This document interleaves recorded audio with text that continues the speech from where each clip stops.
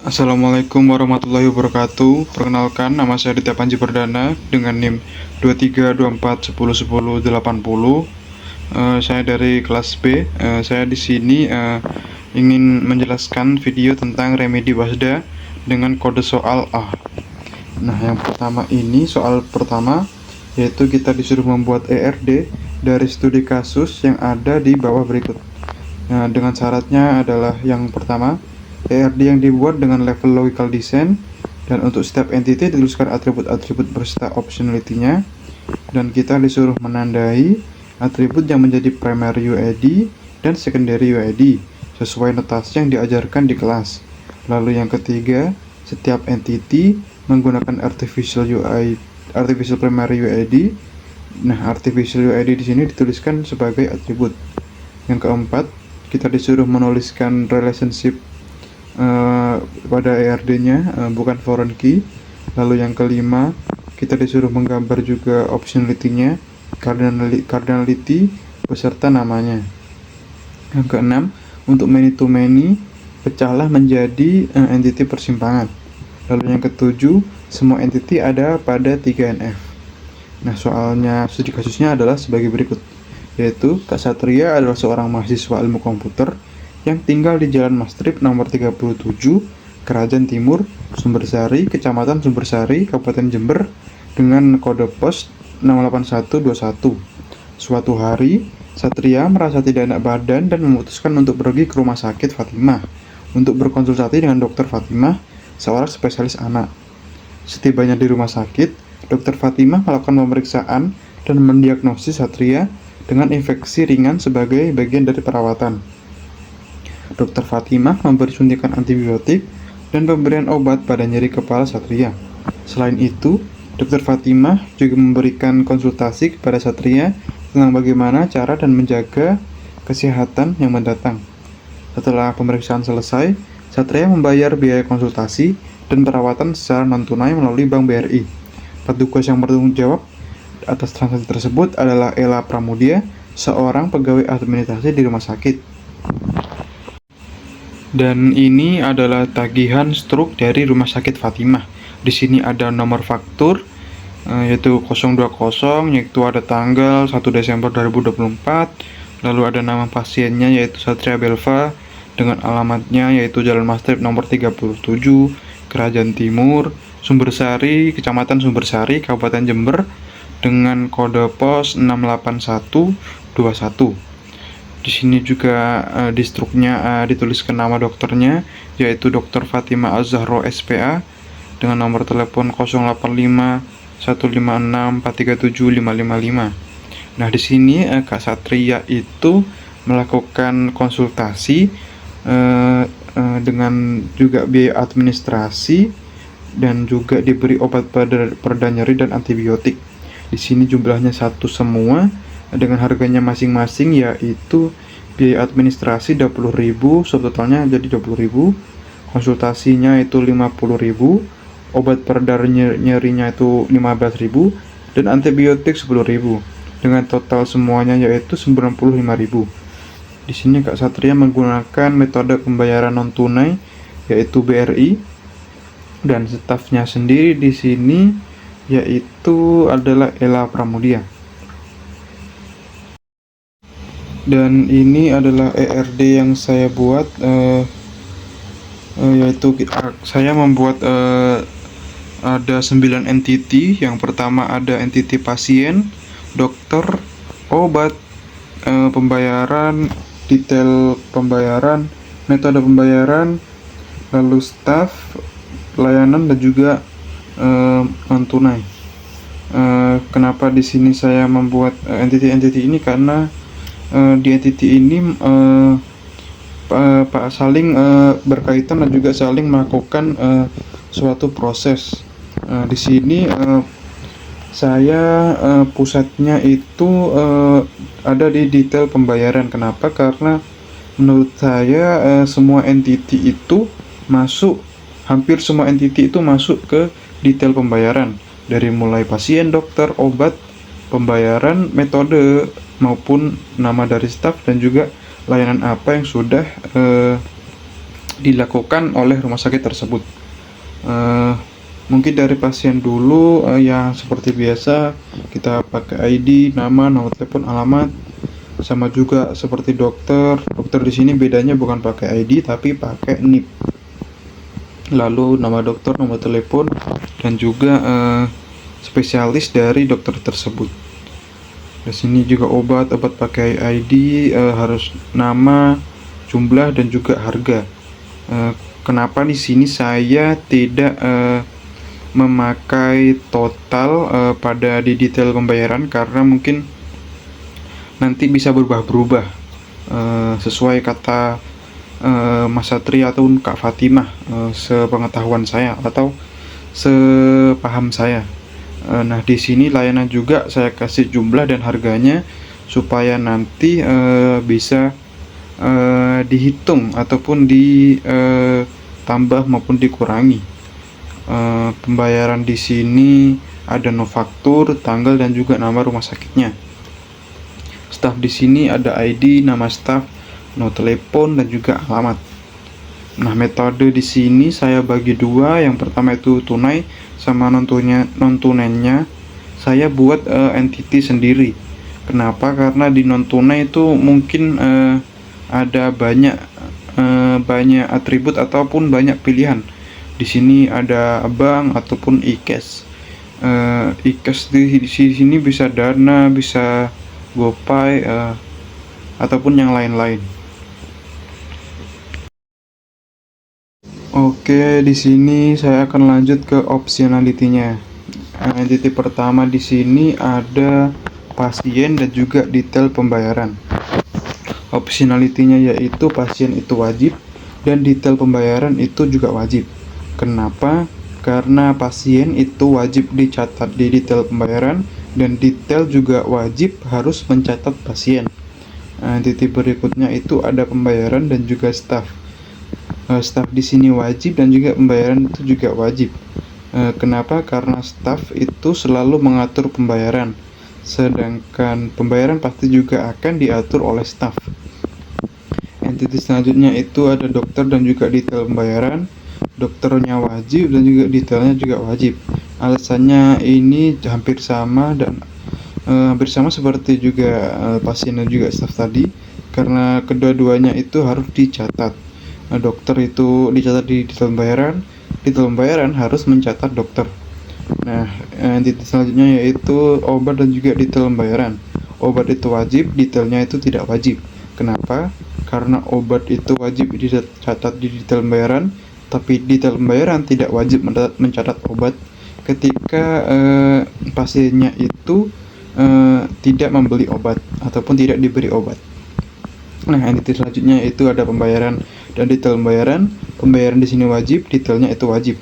Kenapa? Karena pembayaran akan menghasilkan entity detail pembayaran yang lebih rinci dari pembayaran tersebut. Nah, di sini pembayaran itu menghasilkan detail pembayaran. Lalu hubungannya keduanya itu, optionality-nya keduanya sama-sama wajib. Entity selanjutnya yaitu layanan dan juga detail pembayaran. Layanan di sini wajib dan detail itu tidak wajib. Kenapa? Karena layanan itu wajib dicatat di detail, tapi detail itu tidak wajib mencatat layanan.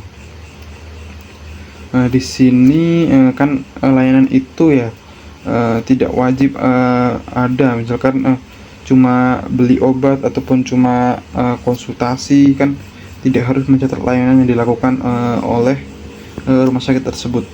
Entity selanjutnya itu ada metode pembayaran dan juga detail pembayaran. Metode di sini wajib dan detailnya juga wajib. Nah, di sini ada non tunai dan juga metode pembayaran, yaitu non tunai tidak wajib dan metode wajib. Karena non tunai itu nanti tidak wajib dipakai pada saat metode pembayaran, tapi metode itu harus ada non tunai. Kita lanjut ke cardinality-nya.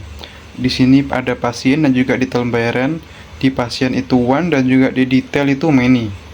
Nah, kenapa? Karena sebuah pasien itu dapat memiliki banyak detail pembayaran, tetapi setiap detail pembayaran hanya terkait dengan satu pasien. Nah, di sini lanjut, yaitu ada entity pembayaran dan juga staff. Pembayarannya di sini many dan juga staffnya itu one. Kenapa? Karena setiap pembayaran itu wajib diatur oleh staff, namun staff dapat mengatur, satu staff itu dapat mengatur banyak pembayaran. Di sini ada dokter dan juga detail pembayaran. Dokter itu one dan juga detail itu many. Kenapa? Karena setiap dokter harus dicatat dalam banyak detail pembayaran. Tapi satu detail pembayaran hanya terkait ataupun mencatat satu dokter. Di sini ada entity obat dan juga detail pembayaran. Obat itu one dan juga detailnya itu adalah many. Kenapa? Karena setiap obat harus dicatat dalam banyak detail pembayaran, tapi satu detail pembayaran itu harus dapat mencatat banyak obat. Di sini ada pembayaran dan juga detail pembayaran. Pembayarannya itu one dan juga detailnya itu many. Karena setiap pembayaran akan menghasilkan banyak detail, tapi satu detail itu hanya terkait dengan satu pembayaran. Nah, lanjut layanan dan juga detail. Layanan di sini one dan detail itu many, karena setiap layanan itu harus dicatat dalam banyak detail pembayaran, tetapi satu detail pembayaran hanya mencatat layanan. Di sini lanjut kita metode dan juga detail. Metode itu one dan juga detailnya itu many, karena setiap metode harus ada banyak detail pembayaran, tetapi satu detail hanya terkait dengan satu metode pembayaran. Di sini ada non tunai dan juga metode. Non tunai itu one dan juga metodenya itu many. Kenapa? Karena setiap metode pembayaran itu setiap metode pembayaran tunai hanya terkait satu entitas non tunai. Tapi satu metode pembayaran itu bisa digunakan ataupun bisa memakai non tunai ini. Soal nomor 2, di sini kita disediakan tabel transaksi, yaitu ada ID transaksi 1 dengan tanggal 2024 bulan 6 tanggal 31, yaitu ada jumlah, lalu subtotal, ID pelayanan, jenis layanan, ID pelanggan dan juga pelanggan. Nah, di sini ada 3 ID ataupun ada 3 transaksi yang dilakukan oleh 2 pelanggan. Yang pertama ada pelanggan Fatimah dengan ID pelanggan 1 itu melakukan jenis layanan cream bath dan juga pedicure. Nah, di sini kita itu disuruh untuk soal A itu kita disuruh menjelaskan kenapa tabel transaksi tidak dalam kondisi 3NF. Lalu yang B itu kita disuruh mengubah tabel transaksi menjadi 3NF dan disuruh menggambarkan dalam ERD. Mungkin saya akan jawab untuk yang A dulu. Kenapa ataupun mengapa tabel transaksi ini tidak dalam kondisi 3NF. Nah, tabel transaksi di atas itu tidak 3NF karena adanya redundansi yang terdapat pada kolom ID pelayanan, jenis pelayanan, dan juga pelanggan. Misalkan nih, pelanggan Fatimah itu melakukan beberapa transaksi dengan layanan yang sama, sehingga informasi jenis layanan dan juga ID pelanggan ataupun nama pelanggan ini nanti akan diulang-ulang pada setiap transaksi yang dilakukan oleh pelanggan tersebut. Hal ini menyebabkan redundansi data yang tidak efisien. Lalu ada ketergantungan transitif, yaitu ada tergantungan transitif dalam kolom jenis layanan pelanggan terhadap ID pelayanan. Dalam tabel ID pelayanan ini bergantung pada jenis layanan yang seharusnya tidak terjadi di dalam struktur 3NF. Begitu pula kolom pelanggan yang tergantung pada ID pelayanan. Ketergantungan ini dapat memperbaharui ataupun terdapat misalkan kita mendelete satu, nanti yang lain akan masih ada itu, ataupun kita tidak dapat melakukan CRUD dengan benar. Nah, di sini untuk membawa tabel transaksi ini menuju 3NF, kita perlu memisahkan entitas-entitas yang berkaitan ke dalam tabel-tabel yang terpisah, lalu menghilangkan redundansi data dan memastikan ketergantungan transitif itu tidak ada. Misalkan kita dapat memiliki tabel terpisah untuk pelayanan, kita dipisah tabel pelanggan, dan juga pisah tabel transaksinya. Dengan melakukan ini, struktur data nanti akan menjadi lebih efisien, mudah dikelola, dan meminimalkan resiko, dan harus meminimalisir kerusakan data. Mungkin ERD-nya akan saya lanjutkan di yang B. Oke, dan ini adalah ERD-nya. Sesuai yang saya katakan tadi, saya ini memisah satu tabel transaksi tadi menjadi 3 tabel, yaitu pertama ada tabel pelanggan atau entiti pelanggan, yang kedua ada entiti jenis layanan, dan juga ada entiti transaksi. Di sini isi dari entiti pelanggan itu ada ID dan juga namanya. Ya, lalu di jenis layanan itu ada ID, ada namanya, ada jumlah, ada harga. Lalu di transaksi sendiri ada ID dan juga ada tanggalnya. Kenapa di sini tidak ada total? Karena menurut saya sendiri total itu nanti bisa berubah-berubah, kalaupun harga dari jenis layanannya itu juga berubah. Misalkan jenis layanan kerimbat yang awalnya 10.000, mungkin ada 1 bulan ataupun 2 bulan lagi bisa berubah menjadi 15.000. Nah, totalnya juga itu nanti akan berubah gitu. Jadi tidak saya sertakan total karena mungkin bisa berubah-ubah dalam rentan waktu yang tidak ditentukan. Oke, di sini relationship-nya itu dicatat dan juga mencatat, guys.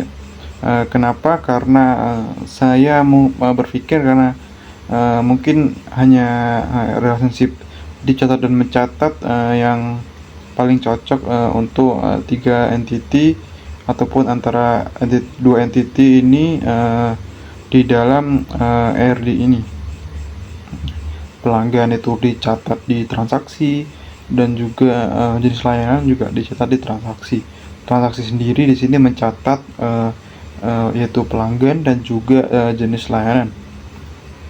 Nah, jadi kesimpulan dari video yang saya buat ini itu, ERD sendiri itu adalah singkatan dari Entity Relationship Diagram, yang merupakan representasi visual dari struktur data yang digunakan dalam basis data.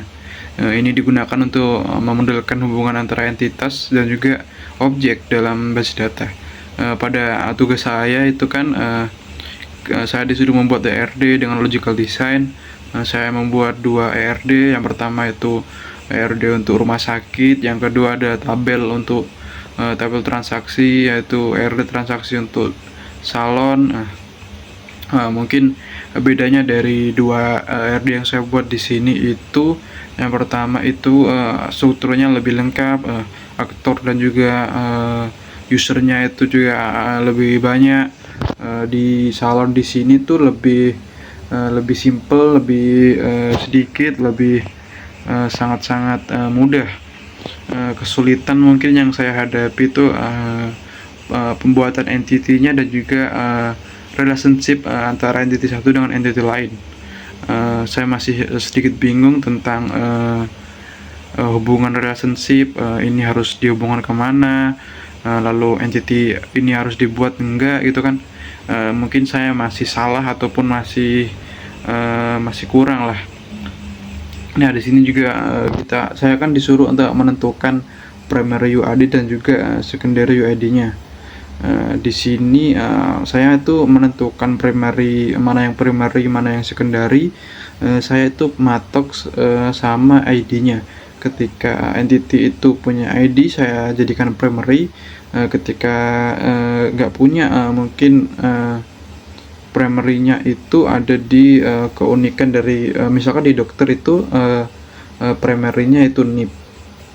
Untuk secondary-nya di sini saya itu pakai nomor telepon, karena tidak mungkin kan satu orang dengan satu orang lain tuh nomor teleponnya sama. Jadi secondary ID-nya saya pakai nomor telepon. Nah, untuk di tabel transaksi yang salon itu primernya saya cuma pakai ID, seingat saya. Setelah itu kesimpulan dari penugasan kali ini mungkin harus banyak-banyak latihan. Saya mungkin masih kesusahan dalam membuat TRD-nya sendiri. Saya masih kurang paham, saya masih harus bertanya sana sini untuk mengerjakan soal ini, tapi menurut saya basis data sendiri itu pelajaran yang seru, pelajaran yang mudah kalau misalkan paham. Ya mungkin semoga Remed ini bisa nilainya mengangkat ataupun lebih baik lah dari nilai sebelumnya juga. Semoga nilai dari akhir dari semester 2 bisa lebih baik, dan juga semoga Basda ini bisa mendapat nilai A. Sekian dari saya. Saya Aditya Panji Perdana dengan NIM 2324101080 dari kelas B, ucap undur diri dan terima kasih untuk asprak saya, yaitu Kak Satria dan juga Kak Fatimah. Wassalamualaikum warahmatullahi wabarakatuh.